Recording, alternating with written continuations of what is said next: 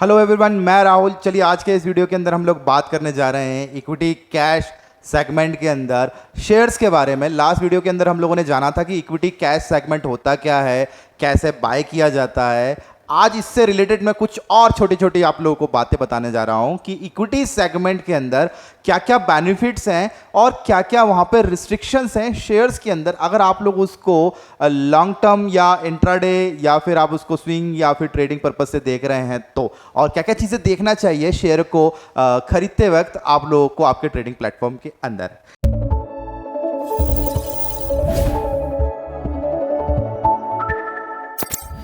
तो चलिए, मैंने यहाँ पर अपना जो है ट्रेडिंग प्लेटफॉर्म मैंने ओपन कर लिया। ये टाटा स्टील का शेयर चल रहा है, ठीक है। मैंने इसका चार्ट खोला।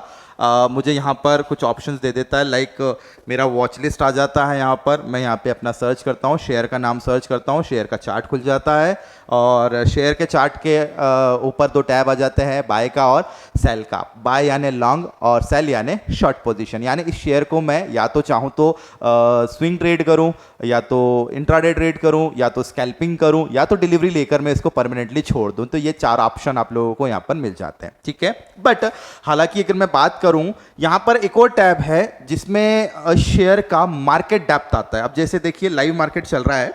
अब ये शेयर के अंदर टाटा स्टील 134 रुपये 30 पैसे, आधा % पॉजिटिव है ये मार्केट कल के क्लोजिंग भाव से। और यहां पर उसकी मार्केट डेप्थ है। मार्केट डेप्थ में बायर्स इसको बाय करने के लिए बिड कर रहे हैं और सेलर्स इसको सेल करने के लिए बिड कर रहे हैं। और नीचे उन दोनों की क्वांटिटी यहां पर देख के रखी हुई है, ठीक है, कि 37 लाख लोग बाइंग के लिए बिडिंग कर रहे हैं और 53 लाख लोग उसको सेलिंग के लिए बिड कर रहे हैं, ठीक है। तो यहां से ओवरऑल हमको टेंटेटिव आइडिया लगता है कि मार्केट के अंदर कितने लोग उसको ट्रेड कर रहे हैं। और जितने ज्यादा लोग ट्रेड करेंगे वो शेयर के अंदर आप लोगों को फ्लक्चुएशन उतना ज्यादा देखने को मिलेगा। दैट मींस वॉलेटिलिटी बहुत ज्यादा होगी, क्योंकि हम किसी को आइडेंटिफाई नहीं कर सकते कि वो आज खरीद के आज ही बेचेगा या वो आज खरीद के कल बेचेगा। इसलिए कैश सेगमेंट का ये ड्रॉबैक है कि हम यहाँ पर किसी चीज़ को आइडेंटिफाई नहीं कर सकते कि कौन किस वक्त खरीद रहा है, कौन किस वक्त बेच रहा है। उसके लिए हमको इसके टेक्निकल एनालिसिस पर जाना पड़ेगा और चार्ट के जो है हाईज लो और जो उसका जो रिदम है उसको हमको मॉनिटर करना पड़ेगा।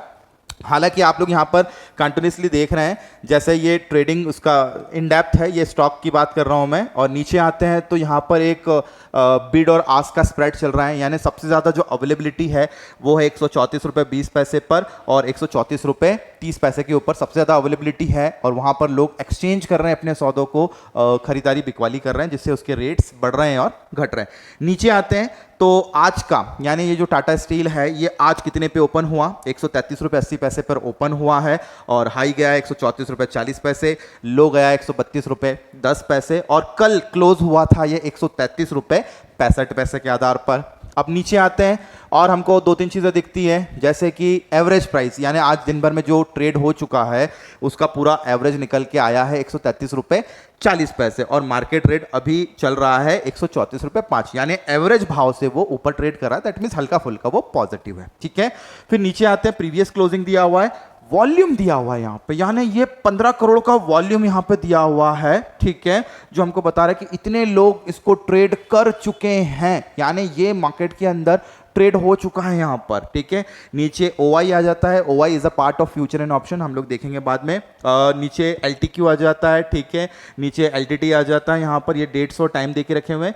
अब नीचे मेन जो चीज़ मैं आप लोगों को दिखाना चाह रहा था वो है LCL और UCL, अपर सर्किट लिमिट और लोअर सर्किट लिमिट। अब जब बात करते हैं इक्विटी कैश सेगमेंट की तो कहीं ना कहीं NSE BSE जो है इनको रिस्ट्रिक्ट रखने का काम करते हैं। अच्छे स्टॉक्स के अंदर ज़्यादातर ये जो लिमिट होती है वो नहीं होती है, यानी एक दिन में किसी भी शेयर के बढ़ने और घटने का दायरा फिक्स होता है, उसे हम लोग बोलते हैं अपर सर्किट लिमिट और लोअर सर्किट लिमिट। यानी जब भी कोई इक्विटी शेयर आप लोग खरीदते हैं तो एक दिन के अंदर उसके ऊपर जाने के और नीचे जाने के मैक्सिमम जो मूव होता है वो कैलकुलेटेड होता है सेबी के सर्कुलर के अकॉर्डिंग। इन चीज़ों को बाज़ार को यानी एनएससी और बीएससी को बनाए रखना होता है ताकि बाज़ार के अंदर लिक्विडिटी प्रॉपर रहे और इन्वेस्टर्स का पैसा ड्रेन ना हो, ताकि बाज़ार के अंदर पैनिक सिचुएशन क्रिएट ना हो जाए। तो टाटा स्टील जो है एक दिन में आज के जो करंट भाव है उससे 120 रुपये अगर जाता है तो शायद एनएससी इसको कुछ देर के लिए हॉल्ट कर देगा, और अगर वो अपने करंट भाव से 147 रुपये आज के आज जाता है तो एनएससी इसको हॉल्ट कर देगा कुछ देर के लिए। अगर यहाँ पर कोई सर्किट फिल्टर लगा होगा तो अगर एनएससी ने इसे इन ब्रैकेट से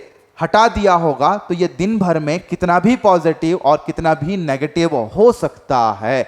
एक डर इन्वेस्टर्स या ट्रेडर के मन में ये भी होता है कि कहीं स्टॉक्स ज़ीरो ना हो जाए। स्टॉक्स को ज़ीरो होने से या फिर स्टॉक्स को डबल होने से रोकने के लिए ही सेबी का सर्कुलर आया था, जहां पर कूलिंग पीरियड बनाया गया था, जिसे हम लोग मार्केट के हॉल्ट्स बोलते हैं या फिर हम लोग सर्किट फिल्टर्स बोलते हैं। तो शेयर बाज़ार के अंदर आप लोगों को इस टाइप के रिस्ट्रिक्शंस हमेशा किसी न किसी शेयर्स पर आपको देखने को मिलेंगे, और सबसे ज़्यादा रिस्ट्रिक्शंस जो होते हैं वो होते हैं स्मॉल कैप, यानी वो छोटे या पैनी स्टॉक शेयर्स जो दिन भर में बहुत तेज़ी से बढ़ना स्टार्ट करते हैं। बट उन तेज़ी से बढ़ते और घटते स्टॉक्स को एक्सचेंजेस ने पूरी तरीके से डिफाइन करके रखा हुआ है और दिन भर में इनके दायरे, इनके वैल्यू का परसेंटेज बेसिस पर तय किया जाता है। दैट मीन्स अगर किसी शेयर को डिफाइन कर दिया है कि आप अपनी वैल्यू का 2% ही बढ़ सकते हो और 2% ही घट सकते हो, अन्यथा आपको हम लोग ट्रेडिंग करने से रोक देंगे, यानी इन्वेस्टर्स इसके अंदर इंटर और एग्जिट नहीं कर पाएगा अगर उसके अंदर सर्किट फिल्टर लग गया है तो। अभी जैसे यहाँ पे सर्किट फिल्टर दिया हुआ है, बट हालांकि ये जो बड़ा शेयर है, लार्ज कैप शेयर है, तो ज़्यादातर लार्ज कैप शेयर्स को नो सर्किट ब्रैकेट के अंदर रखा जाता है बिकॉज ऑफ मालूम है एनएससी बीएससी को कि इनके अंदर लिक्विडिटी जो होगी वो कम होती है, क्योंकि ये एक दिन में डबल ट्रिपल नहीं होते हैं। ये धीरे धीरे धीरे 2-3-4% या 10% तक का दायरा इनका जो होता है वो रेगुलर बेसिस का होता है, और एक दिन में डबल नहीं होते और एक दिन में आधे भी नहीं होते हैं। That's why large cap shares के अंदर रिस्क कम होता है। और फिर उसके बाद मिड कैप में रिस्क थोड़ा सा ज़्यादा होता है, और सबसे ज़्यादा रिस्क होता है स्मॉल कैप में, क्योंकि उनके सर्किट ब्रेकर्स भी छोटे होते हैं और दिन भर में उनके बढ़ने और घटने के दायरे भी बहुत स्पाइक्स के साथ होते हैं। तो ये इक्विटी के साथ में एक क्लॉजेज हैं। अगर आप लोग लाइव ट्रेड कर रहे हैं या फिर आप जो ट्रेडिंग पर जा रहे हैं, इन्वेस्टमेंट पर जा रहे हैं, तो आपको ये सारी चीज़ें जानना ज़रूरी है, क्योंकि आप जब ट्रेड करते हैं तो आपको मार्केट डेप्थ भी देखना पड़ता है कि पर्टिकुलरली कितने लोग इसको बाय कर रहे हैं, कितने लोग सेल कर रहे हैं, और नीचे आकर आप लोगों को कल के हाई यानी कल कितना गया था ऊपर या आज कितना ऊपर गया है, कल कितने पे बंद हुआ था, आज का उसका करंट भाव क्या है। तो ये थोड़ा सा रिदम आपको पता होना चाहिए। 2-4-10 दिन किसी स्टॉक को आप मॉनिटर करेंगे तो उसका रिदम आप लोगों को पकड़ में आ जाएगा, और रिदम इज डिमांड और सप्लाई, ताकि आप लोग उसको थोड़ा सा अच्छे से मॉनिटर कर पाए। वॉल्यूम देख लीजिए, अगर वॉल्यूम कंटिन्यूसली बढ़ रहा है तो स्टॉक के प्राइजेस में एप्रिसिएशन देखने को मिलेगा, क्योंकि उसको लोग एनी हाउ किसी भी भाव पर बाय और सेल करना चाह रहे हैं। तो volume is a major theory. Rule of relativity का फायदा आप लोगों को मिलेगा, चूंकि आप लोग चीज़ों को देखते हैं कोरिलेट करके थोड़ा सा देखेंगे तो आपको वॉल्यूम थ्योरी थोड़ा सा ज़्यादा पसंद में आएगा। नीचे अपर लिमिट और लोअर लिमिट दिया हुआ है। नीचे एक और चीज़ दी हुई है इक्विटी के अंदर ही, 52 वीक का हाई, 52 वीक का लो, यानी ये साल भर के अंदर जो टाटा स्टील है 101 रुपये 55 पैसे का लो मारा है और ऊपर गया है 141 रुपये 25 पैसे का इसका 52 वीक का हाई और लो है, यानी इन ब्रैकेट्स के आसपास ये करीब आ जाता है। तो कोशिश करता है कि और ऊपर जाए या और नीचे जाए, ठीक है। और नीचे इसके कुछ फंडामेंटल्स रेशियोज दे के रखे हैं, that is a fundamental analysis, जहां पर मार्केट कैप दे के रखा है कि 1,65,000 करोड़ की कंपनी है ये, और इसके सेक्टर का रिटर्न यानी इसके जैसी दूसरी कंपनीज हैं उन्होंने करीब करीब 39% का रिटर्न दिया है, और मार्केट रिटर्न इसने दिया है करीब करीब 18% का। एक साल का रिटर्न अगर कैलकुलेट करेंगे तो 13% के रिटर्न यहाँ पर टाटा स्टील ने आप लोगों को दिए हैं। तो ये बहुत सारी इंफॉर्मेशन आप लोगों को आपके ट्रेडिंग प्लेटफॉर्म पर ही दिख जाती है जब आप इक्विटी को बाय करने की कोशिश करते हैं तब। लेकिन आप लोगों को इतनी सी ही चीज़ों पर इन्वेस्टमेंट नहीं करना चाहिए, बहुत सारी चीज़ें और देखी जाती है, बहुत सारे क्लॉजेस देखे जाते हैं, न्यूज़ेस देखी जाती है, फंडामेंटल एनालिसिस देखा जाएगा, टेक्निकल एनालिसिस देखा जाएगा और थोड़ा सा लंबा पीरियड देखा जाएगा। जितना समय आपको इन्वेस्टमेंट करना है कम से कम उतना समय का तो आपको उसके पीछे का इतिहास देखना पड़ेगा।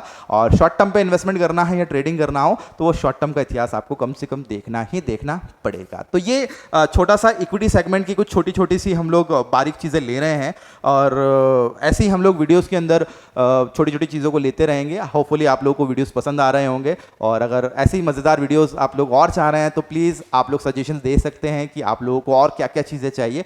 कमेंट बॉक्स के अंदर आप लोग टॉपिक लिख सकते हैं तो होपफुली मैं उस टॉपिक को और थोड़ा सा डिटेल में एलेबरेट कर पाऊंगा। हालांकि ये सीरीज़ पूरी चलती रहेगी और आप लोगों के प्यार और विश्वास के लिए धन्यवाद। टिल देन, जय हिंद।